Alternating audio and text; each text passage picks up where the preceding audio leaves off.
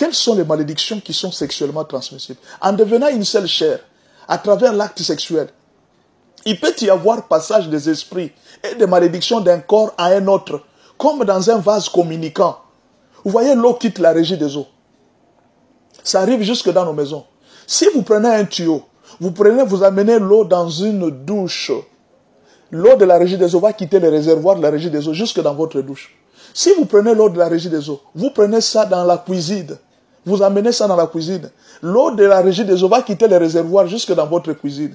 C'est comme ça que marche la malédiction. Elle peut quitter du temple de Satan jusque dans votre corps par le système de vases communicants. Il peut y avoir une femme qui a rencontré un homme qui est maudit. Cette femme possède la malédiction de cet homme. Et toi aussi, tu es venu coucher avec cette femme. Au moment où tu couches avec cette femme, toi aussi tu reçois la même malédiction. C'est un vase communicant qui est en train de travailler. C'est comme ça que le sida a tué beaucoup de gens. Le même système que le sida fait, c'est le même système que les démons sont en train de faire. Ils entrent d'un corps à un autre à travers la sexualité. Suivez ce que la Bible dit. 1 Corinthiens 6, verset 16. Loin de là, ne savez-vous pas que celui qui s'attache à la prostituée est un seul corps avec elle? Car est-il dit, les deux deviendront une seule chair. On peut donc avoir des maris de nuit et des femmes de nuit à travers l'impudicité. On peut avoir la malédiction à travers l'impudicité. On peut avoir des liens de famille à travers l'impudicité. On peut avoir beaucoup trop de choses à travers l'impudicité. Une malédiction qui quitte une femme et qui va dans une autre famille à cause de l'impudicité.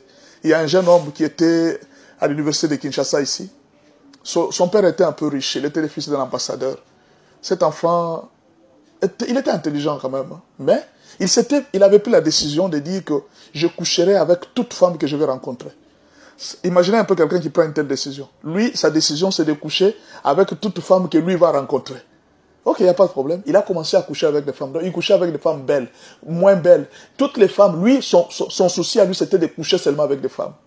Alors un jour, il a vu une femme, il a aimé. C'était une très belle femme. Elle n'était pas pauvre non plus. Il a couché avec cette femme. Quand il couche avec cette femme, ce monsieur a commencé à souffrir. La première année ici, il était à l'université ici, aux relations internationales. La première année, il était en 3e graduat. L'année seulement là qu'il avait couché avec cette fille, monsieur avait échoué. Vous pouvez vous imaginer que quelqu'un donne l'argent de corruption chez les professeurs. Ils sont partis ensemble à 2 ou à 3. Ils ont corrompu. Malgré la corruption, il a échoué. Il a échoué 2 fois d'Unikin.